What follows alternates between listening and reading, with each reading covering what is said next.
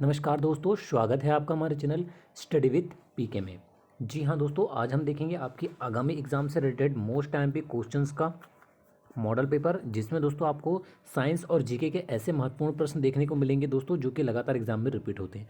जी हाँ दोस्तों, यहाँ से आपको क्वेश्चन एग्जाम में जरूर देखने को मिलते हैं, क्योंकि ये क्वेश्चन एग्जाम के लिए बहुत ही महत्वपूर्ण है, क्योंकि ये क्वेश्चन एग्जाम में दोस्तों लगातार रिपीट भी होते हैं। ठीक है, तो दोस्तों हर एक प्रश्न को ध्यान से पढ़िएगा, आंसर याद रखिएगा। अगर आपको यहाँ से प्रश्न पूछे जाते हैं तो आपको उनके आंसर पता होना चाहिए। ठीक है, तो चलिए बिना किसी देरी के स्टार्ट करते हैं वीडियो। अगर आप चैनल को पहली बार देख रहे हैं तो चैनल को सब्सक्राइब कर लीजिए। पहला प्रश्न है आपका, निम्नलिखित में से किस संगठन ने सती प्रथा पर रोक लगाने के लिए कार्य किया?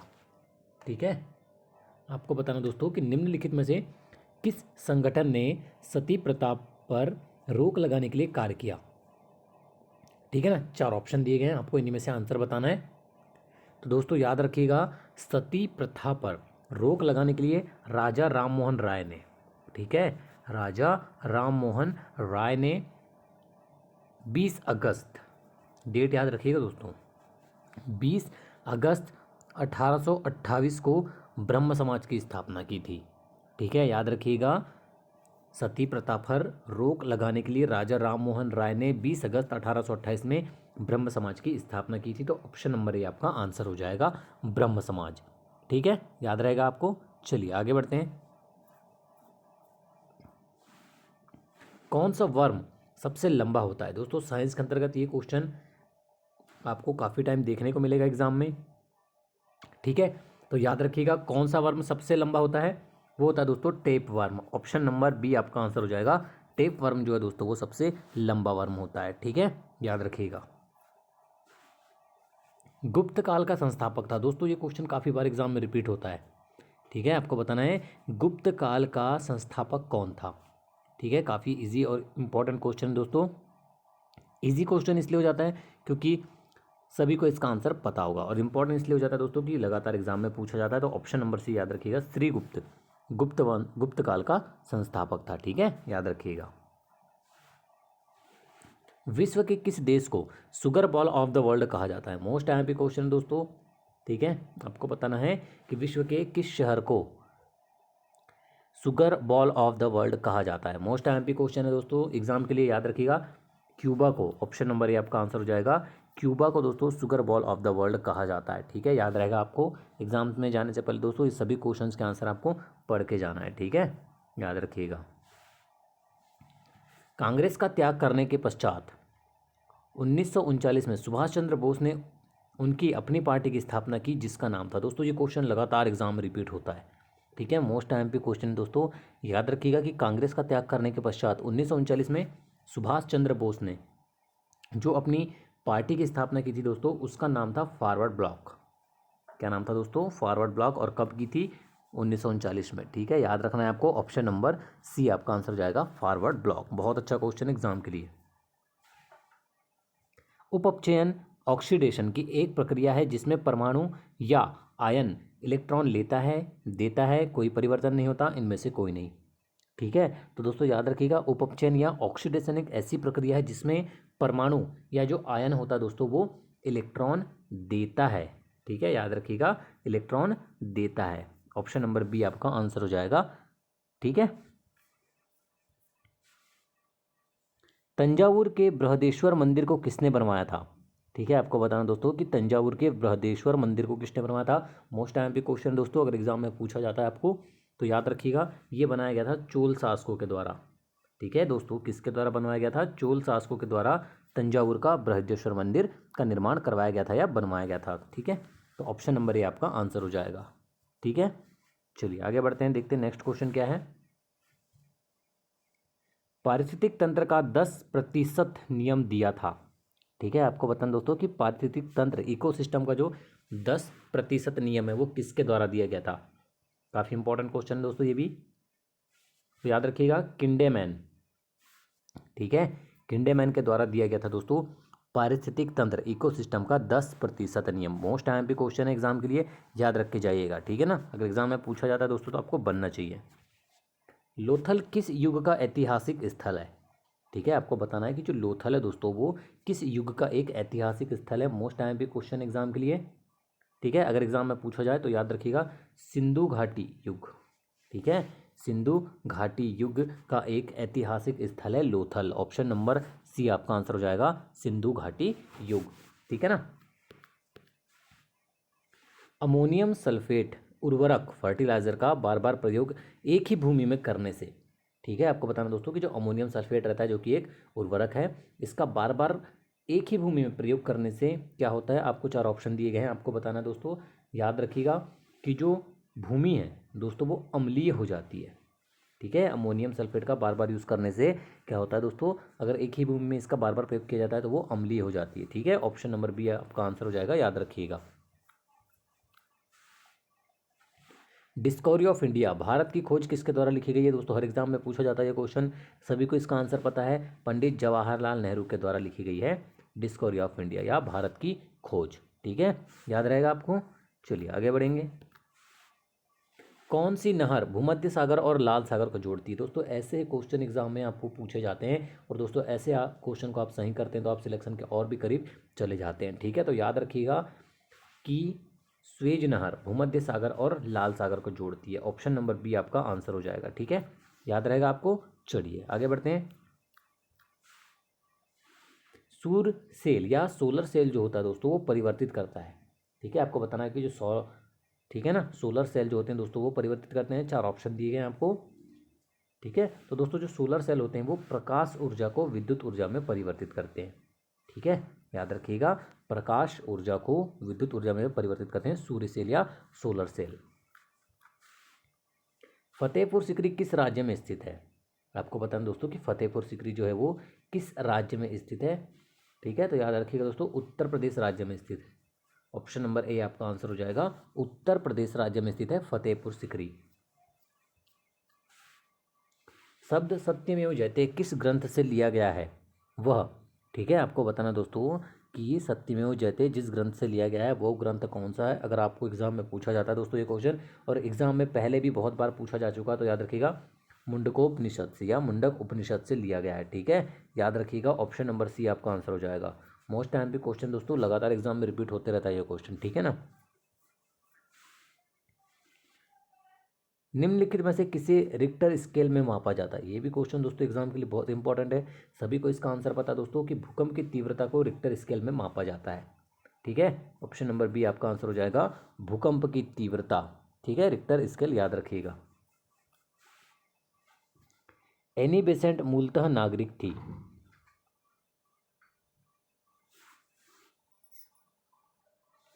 एनी बेसेंट मूलतः नागरिक थी, तो याद रखिएगा दोस्तों जो एनी बेसेंट थी वो एक आयरिश थी। ठीक है, ऑप्शन नंबर बी आपका आंसर हो जाएगा। ठीक है ना, याद रखिएगा, दिए गए ऑप्शन में से आपका आंसर ऑप्शन नंबर बी हो जाएगा। अहिंसा का चरम स्वरूप सर्वाधिक पालन किया जाता है, आपको बताना दोस्तों कि अहिंसा का जो चरम स्वरूप है वो सर्वाधिक पालन किया जाता है किस धर्म में। अगर एग्जाम में पूछा जाए दोस्तों तो याद रखिएगा ये किया जाता है आपका जैन धर्म में। ठीक है, ऑप्शन नंबर सी आपका आंसर हो जाएगा। अहिंसा का चरम स्वरूप जो है दोस्तों सर्वाधिक रूप से जैन धर्म में पालन किया जाता है। ठीक है, हिंदू कानून जिनकी देन है वह थे। ठीक है, आपको बताना दोस्तों कि हिंदू कानून जो है जिनकी देन है वह थे दोस्तों कौन, मनु। ठीक है, ऑप्शन नंबर डी आपका आंसर हो जाएगा मनु। याद रखिएगा, ये ऐसे क्वेश्चन दोस्तों जो आपको एग्जाम में सिलेक्शन की ओर लेकर जाते हैं। ठीक है, चंद्रगुप्त मौर्य ने अपनी जिंदगी के आखिरी दिन कहाँ गुजारे थे, वह स्थान है। अब आपको बताना दोस्तों कि चंद्रगुप्त मौर्य ने अपनी ज़िंदगी के जो आखिरी दिन है दोस्तों वो कहाँ पर गुजारे थे दोस्तों, याद रखिएगा श्रवण बेलगोला में। ठीक है, मोस्ट टाइम भी क्वेश्चन दोस्तों एग्जाम के लिए याद रखिएगा, श्रवण बेलगोला में अपने आखिरी दिन गुजारे थे। ठीक है, काली मिट्टी में कौन सी फसल होती है, ये क्वेश्चन तो दोस्तों हर एग्जाम में पूछा जाता है, सभी को इसका आंसर पता है। ऑप्शन नंबर ए पर जो दिया गया है आपको कपास। ठीक है, याद रखिएगा, कपास जो है दोस्तों काली मिट्टी में सबसे ज़्यादा पाया जाता है। ठीक है, या इसकी खेती की जाती है काली मिट्टी में।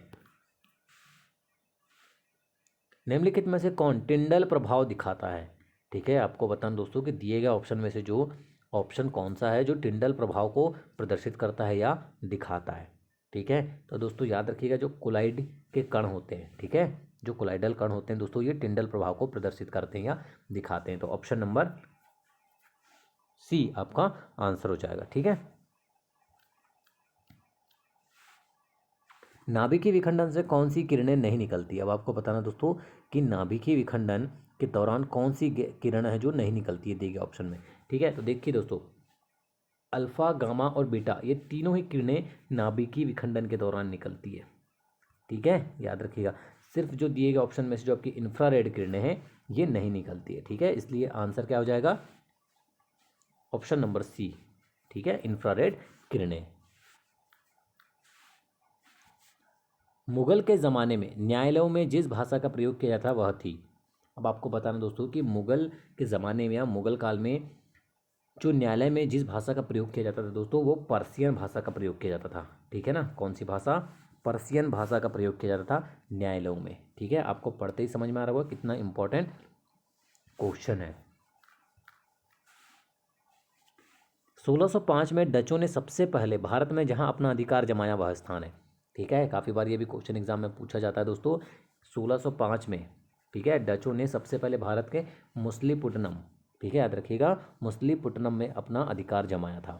ठीक है, ऑप्शन नंबर डी याद रखिएगा, आपका आंसर हो जाएगा मुसलीपट्टनम। उपनिषदों का प्रतिपाद्य विषय है। अब आपको बताना दोस्तों कि उपनिषदों का जो प्रतिपाद्य विषय है वो क्या है। अगर एग्जाम में पूछा जाए तो याद रखिए दोस्तों, देखिए, नव का सामाजिक व्यवहार, हिंदू धर्म और प्राचीन भारतीय विधि, ये तीनों इसके अंतर्गत आते हैं। ठीक है, तो ऑप्शन नंबर डी आपका आंसर हो जाएगा, उपर्युक्त सभी। ठीक है,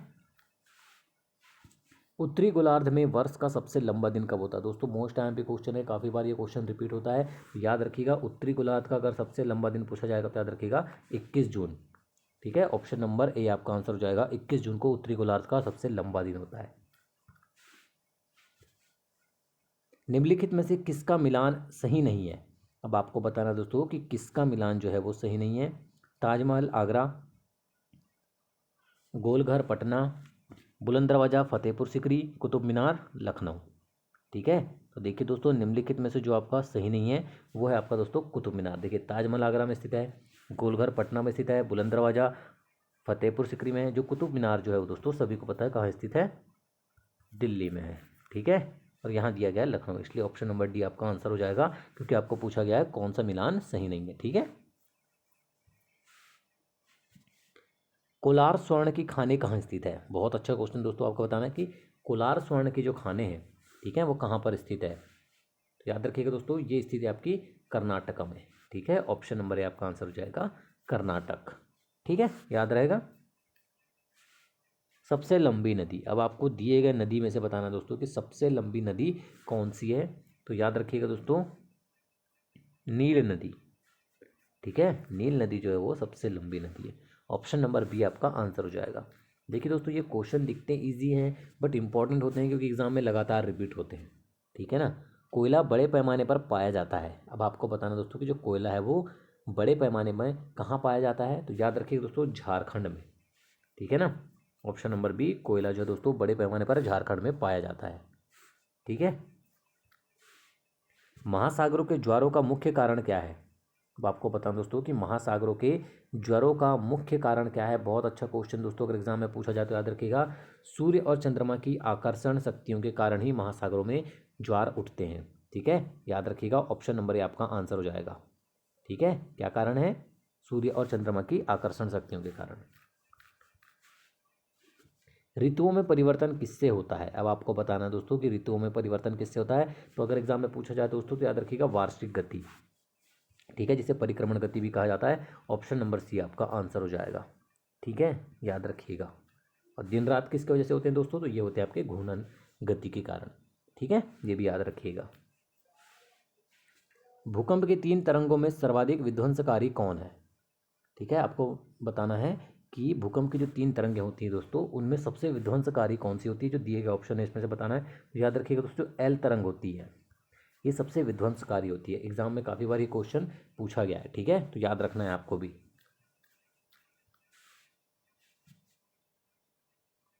सूर्य का सबसे निकट ग्रह कौन सा है? सभी को पता है दोस्तों कि सबसे गर्म ग्रह और सूर्य के सबसे निकट ग्रह कौन सा है? बुध ग्रह। ठीक है, याद रखिएगा, ऑप्शन नंबर ए आपका आंसर हो जाएगा। चलिए आगे बढ़ते हैं। महासागरों में धाराएं किसका परिणाम होती है? अब आपको बताना है दोस्तों कि महासागरों में जो धाराएं होती है वो किसका परिणाम होती है? ठीक है, तो याद रखिएगा पृथ्वी के परिभ्रमण का। ठीक है, पृथ्वी के परिभ्रमण का परिणाम होती है क्या? महासागरों में धाराएं। ठीक है, याद रखिएगा, अगर एग्जाम में पूछा जाता है तो ऑप्शन नंबर सी आपका आंसर हो जाएगा। मैगोलन जलडमरू मध्य स्थित है। अब आपको बताना दोस्तों कि जो मैगोलन जलडमरू है वो किसके मध्य स्थित है? ठीक है, कहाँ स्थित है? तो ये स्थित है दोस्तों प्रशांत एवं दक्षिणी अटलांटिक महासागर के बीच में। ठीक है, याद रहेगा आपको, प्रशांत एवं दक्षिणी अटलांटिक महासागर के बीच में स्थित है आपका मैगोलन जलडमरू मध्य। निम्नलिखित में से किस भारतीय राज्य की सीमाएं म्यांमार से नहीं मिलती है? बहुत क्वेश्चन है दोस्तों, आपको उस भारतीय राज्य का नाम बताना है दिए गए ऑप्शन में से जिसकी सीमा म्यांमार से नहीं मिलती है। ठीक है, तो वो है दोस्तों आपका त्रिपुरा। ऑप्शन नंबर डी पर जो दिया गया दोस्तों त्रिपुरा, इसकी सीमा जो है वो म्यांमार से नहीं मिलती है। ठीक है, याद रखिएगा त्रिपुरा। निम्नलिखित में से कौन सी नदी बंगाल की खाड़ी में नहीं गिरती है? दिए गए ऑप्शन में दोस्तों आपको बताना है कि कौन सी नदी जो बंगाल की खाड़ी में नहीं गिरती है। ठीक है, तो आपको बताना है कि कौन सी नदी जो बंगाल की खाड़ी में नहीं गिरती है। दिए गए ऑप्शन में तो दो नदी दोस्तों आपकी ताप्ती नदी ऑप्शन नंबर है, जो कि बंगाल की खाड़ी में नहीं गिरती है। बाकी गोदावरी, कृष्णा और महानदी ये तीनों ही आपकी बंगाल की खाड़ी में गिरती है। ठीक है ना, याद रखिएगा। चूहे को मारने की दवा है। अब आपको बताना दोस्तों कि चूहे के मारने की जो दवा होती है उसका रासायनिक नाम बताना है आपको। ठीक है, तो वो है दोस्तों आपकी zinc phosphate. Option number C आपका आंसर हो जाएगा। जिंक फास्फेट जो है दोस्तों वो चूहे के मारने की दवाई का रासायनिक नाम है या दवाई है। ठीक है, आगे बढ़ते हैं। क्वशियोरकर की बीमारी निम्नलिखित की कमी के कारण होती है। आपको बताना दोस्तों कि क्वशियोरकर की जो बीमारी है वो किसकी कमी के कारण होती है? एग्जाम में काफ़ी बार ये क्वेश्चन पूछा जाता है दोस्तों, प्रोटीन की कमी के कारण होती है। ठीक है, ऑप्शन नंबर ए आपका आंसर हो जाएगा प्रोटीन। ठीक है, उबलते हुए तरल पदार्थ की सतह पर उसकी वाष्प का दबाव होता है। आपको बताना है कि उबलता हुआ जो तरल पदार्थ होता है, ठीक है, उसकी सतह पर उसकी जो वाष्प का दबाव होता है वो कितना होता है?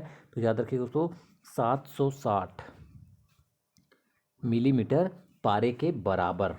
ठीक है, याद रखिएगा 760 मिलीमीटर पारे के बराबर होता है किसी भी उबलते हुए तरल पदार्थ की सतह पर उसकी वाष्प का दबाव। ठीक है, चलिए आगे बढ़ते हैं दोस्तों। कोल्ड ड्रिंक या शीतल पेय बनाने के लिए कौन सी गैस प्रयोग की जाती है? ठीक है, 4 ऑप्शन दिए गए हैं दोस्तों, तो याद रखिएगा शीतल पेय या कोल्ड ड्रिंक बनाने के लिए CO2 का प्रयोग किया जाता है। ठीक है, ऑप्शन नंबर सी आपका आंसर हो जाएगा CO2। विटामिन डी सबसे अधिक कहाँ से मिलता है? ठीक है, सभी को पता है दोस्तों कि विटामिन डी जो है वो सर्वाधिक कहाँ से मिलता है? सूर्य से मिलता है। ऑप्शन नंबर डी आपका आंसर हो जाएगा सूर्य। ठीक है, कौन से प्राणियों में बाह्य कान पाए जाते हैं? अब आपको बताना दोस्तों कि वो किस प्रकार के प्राणी होते हैं जिनमें बाह्य कान एक्सटर्नल ईयर पाए जाते हैं। ठीक है, तो याद रखिए दोस्तों जो स्तनधारी होते हैं। ठीक है, जो स्तनधारी होते हैं दोस्तों प्राणी, उनमें बाह्य कान पाए जाते हैं। ठीक है, ऑप्शन नंबर डी याद रखिएगा आपका आंसर हो जाएगा। बहुत अच्छा क्वेश्चन है। सूर्य के प्रकाश का कितना प्रतिशत पौधे प्रयोग करते हैं? अब आपको बताना दोस्तों कि सूर्य के प्रकाश का कितने प्रतिशत प्रयोग जो है पौधे करते हैं? तो याद रखिए दोस्तों 8 से 10%। ऑप्शन नंबर ए पर जो दिया गया है 8 से 10% जो प्रयोग है दोस्तों वो सूर्य के प्रकाश का पौधे द्वारा किया जाता है। ठीक है, ऑप्शन नंबर ए याद रखिएगा अगर एग्जाम में पूछा जाता है तो वीडियो को अंत तक देखने के लिए धन्यवाद दोस्तों। ये थे आज के मोस्ट एमपी क्वेश्चन जो कि आपकी एग्जाम के लिए इस मॉडल पेपर में शामिल किए गए थे। हर एक क्वेश्चन दोस्तों आपने ध्यान से पढ़ा, आंसर याद रखिएगा। यहाँ से दोस्तों आपको क्वेश्चन एग्जाम में जरूर देखने को मिलते हैं।